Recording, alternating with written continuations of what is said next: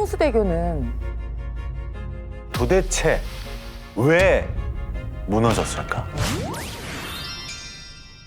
성수대교가 시공되던 때는 1977년. 우리나라가 좀 살만해지던 시기야.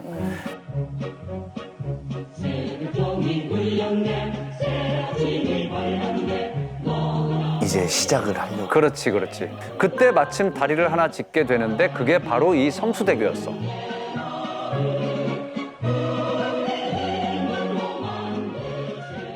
어떻게 짓고 싶었을까?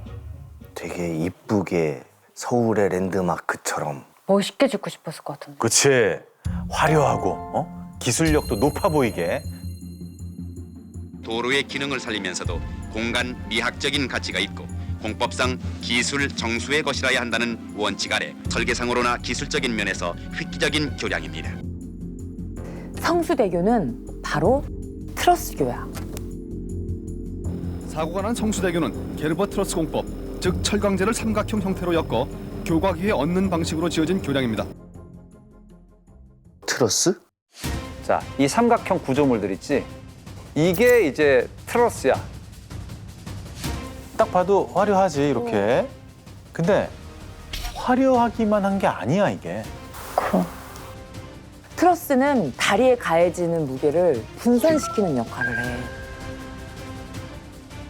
이 보통의 다리는 이 여러 개의 기둥으로 이 하중을 버텨내거든. 근데 이 트러스가 있으면 기둥을 많이 안 세워도 돼. 그래서 다른 다리들에 비해 이 기둥 간격이 넓은 편이야. 양화대교의 경우에는 35m거든. 근데 성수대교는 120m나 돼. 여기까지 이해가 되지? 이때 이 기둥의 위쪽 트러스를 먼저 만들고 이 나머지 트러스를 이 위에 끼워 넣어서 연결을 해서 붙인다는 거야. 아, 이 교각 위에 요만큼을 먼저. 그렇지, 그렇지. 이렇게 하는 방식을 게르버 트러스 공법이라고 해. 자, 그렇다면 어느 부분에 가장 신경을 써야 될까? 이쪽 사이 아닐까? 그 사이. 상판 접합. 그렇지. 접합이야. 미리 설치한 트러스와 나중에 끼운 트러스가 연결되는 부분. 차가 지나갈 때 이 부분으로 하중이 전달되니까 특히 신경 써서 만들어야 해. 성수대교가 끊어진 부분의 단면을 한번 보여줄게.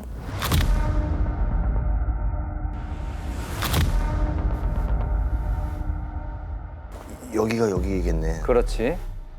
뭐야, 이 터진 거야? 그냥 종이 같은데? 종이처럼. 찢기는데 그냥? 그지? 막 늘어져 있고 휘어져 있고 막 찢어진 부분 있고. 뭐가 잘못돼서 이렇게 된 거지? 너무나 어처구니 없지만 용접 부실이 붕괴의 원인이었어.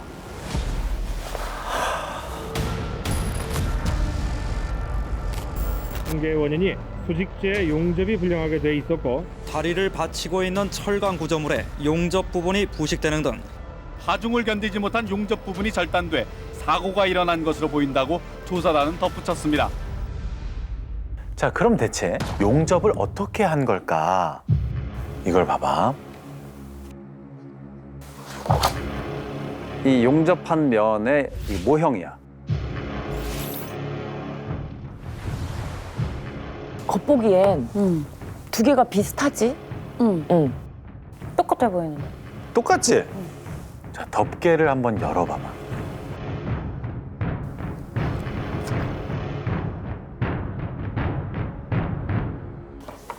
아유. 뭐야 이게? 하나는 이 용접재가 꽉 차 있고 다른 하나는 가운데가 텅 비어 있지. 둘 중에 어떤 게 더 튼튼할까? 얘가 더 튼튼하지. 누가 봐도 이거지. 당연히 이게 가득 차 있는 게 튼튼하겠지. 이렇게 용접해야 힘을 받아도 뒤틀림이 없어. 없겠지. 꽉 차 있으니까. 꽉 차 있으니까.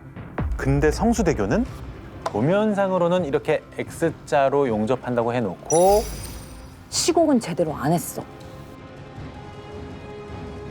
어떻게 이렇게 하지? 미쳤네. 이런 방식으로 용접을 할 경우 용접 부분이 무게를 견디는 능력이 크게 떨어져서 절단될 위험이 높은 것으로 확인됐습니다. 근데 이렇게 한 건 왜일까? 그냥 시간 절약 그런 거 아닐까?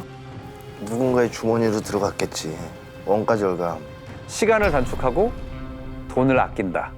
그러니까 애초에 부실공사였던 거야. 뭐 이렇게 해도 설마 다리가 무너지겠어? 이런 안일한 생각이 있었겠지. 누구 잘못이야? 시공사. 당연히 시공사지. 성수대교를 만든 회사는 동아건설이야. 동아건설 기억나? 기억나죠? 당시 우리나라 최고의 건설 회사 중 하나야. 혹시 리비아의 기적이라고 들어봤어? 사막에 물을 끌어오는 세계 최대 규모의 대수로 공사. 그 어마어마한 공사, 모두가 불가능이라고 했던 그 일을 해낸 게 바로 동아건설의 최원석 회장이었어. 엄청났지. 당시에는 뭐 마치 무슨 영웅처럼 막 뉴스에서 온통 도배를 했었어. 맞아요. 최 회장은 사고 당일 침통한 표정으로 현장을 찾았어. 동아가 책임이 있다면 모든 책임을 다 지려고 생각합니다. 며칠 후 기자회견도 열었어. 성수대교 시공사로서의 동아의 도의적인 책임을 통감하는 뜻에서 이번 일을 계기로 저희 동아는 거듭 태어나겠습니다. 그런데 검찰 조사가 시작되면서 태도가 싹 바뀌어. 그동안 수도 없이 성수대교를 다녔습니다. 내가 불량 시공을 지시했으면 성수대교를 다녔겠습니까?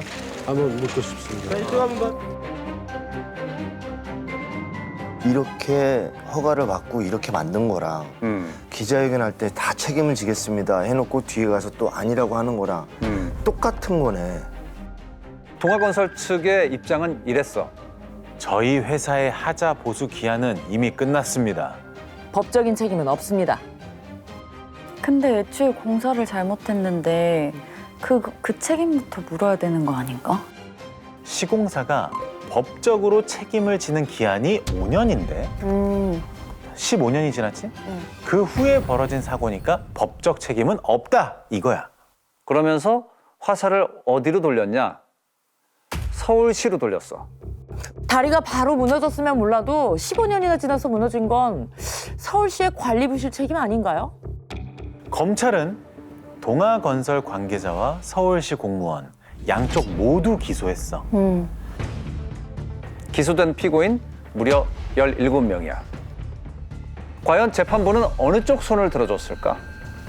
어느 쪽 손을 들어줬을까? 시공사인 동아건설, 관리 감독을 안 한 서울시. 결과는 둘 다 유죄. 그럼 형량은? 많이 안 때렸을 것 같아. 형량은 무려 전부